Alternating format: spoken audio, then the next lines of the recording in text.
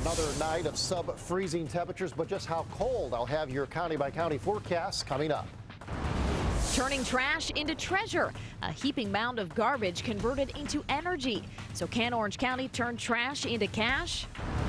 Breaks my heart that I'm standing here today telling you the stories of a friend who is no longer with us. A painful goodbye to an Orange County deputy killed in the line of duty. I think it is important that we not forget the man who served his country and his community selflessly. Why Casey Anthony's defense team and the state sat before a judge today. In just minutes, it will be official. We'll hear from the Gators' newly tapped head coach for the first time since taking over the team. It's 6 o'clock. Now, Fox 35 News at 6. Off the top of the newscast tonight, this bone-chilling weather is no joke. As you look live outside, a hard freeze is on the way. It is going to be a touch warmer than it was last night, but still downright cold.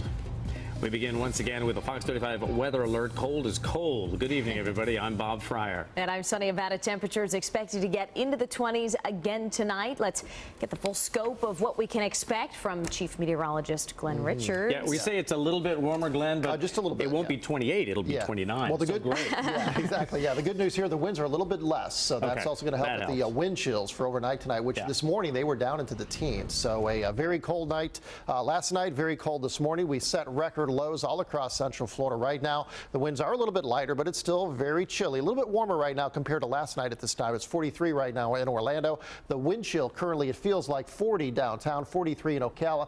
33 already out towards Brooksville, but the wind direction still critical, mainly out of the north and northwest, and that is allowing that real cold air to come straight from Georgia, the Carolinas, right down into Central Florida. A hard freeze warning once again has been issued by the National Weather Service for pretty much the entire state, all the way to just to the west of Miami, and it does include West Palm and down towards Lake Okeechobee and all of central and north central Florida. Here's your hour-by-hour forecast. At 2 a.m., 34 degrees. We'll be down below freezing around 3 to 4 o'clock in the morning, 29 at 5 a.m. and about 33 degrees at 8 a.m. Forecast lows for tonight pretty much the same as last night. Right along the immediate coastline, you might be 1 or 2 degrees warmer. Also downtown Orlando, about 1 degree warmer. 29 in Titusville tonight, 29 in Orlando, 26 in Leesburg, and 22 in Ocala. I will break this down much more for you so you can see your neighborhood and your county-by-county forecast coming up.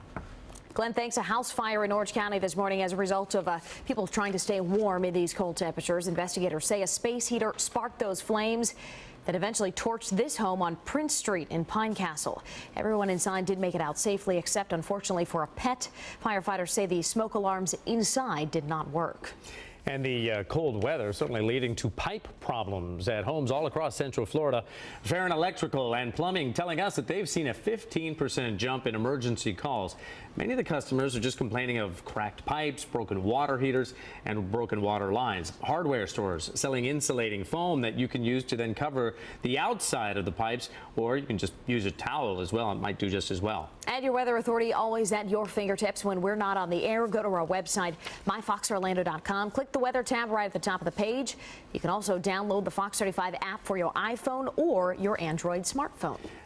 Meantime, we are still following some breaking news out of Panama City, Florida. We've learned that the gunman who opened fire at a school board meeting was shot and killed. No one else was hurt. Witnesses inside the meeting said that the gunman first pulled out a can of spray paint and painted a V with a circle around it. Shortly after that, he opened fire inside the building.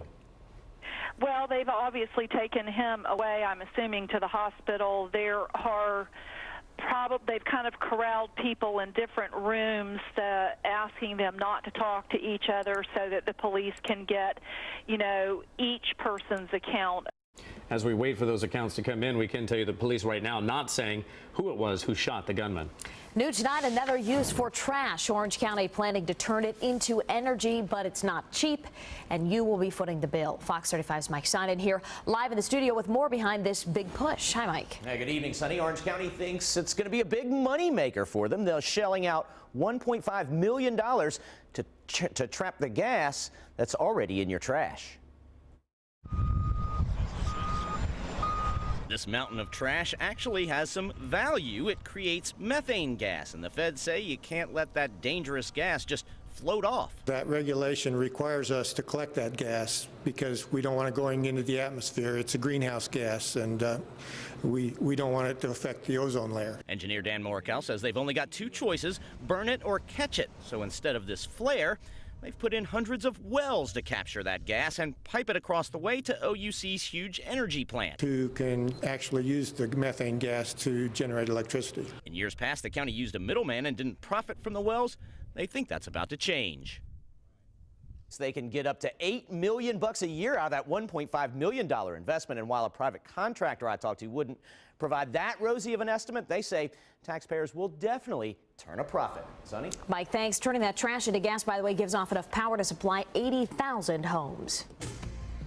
Police arrested two people that they believe could provide answers into the case of two seniors who were found buried near their South Daytona homes. Looking now at pictures, this is Samuel Smith and his wife, Crystal. They are related to the woman who police say took care of the victims, Goldie Robinson and Arthur Sheldon. Now, both of these people are charged with multiple counts of, listen to this, forgery, fraud, and the use of ID of a deceased person. Samuel's mother, Kimberly, had close ties to Robinson and Sheldon. Smith is in Orange County Jail on some unrelated charges, but will face charges of her own in Volusia County when she eventually gets out with the two deaths.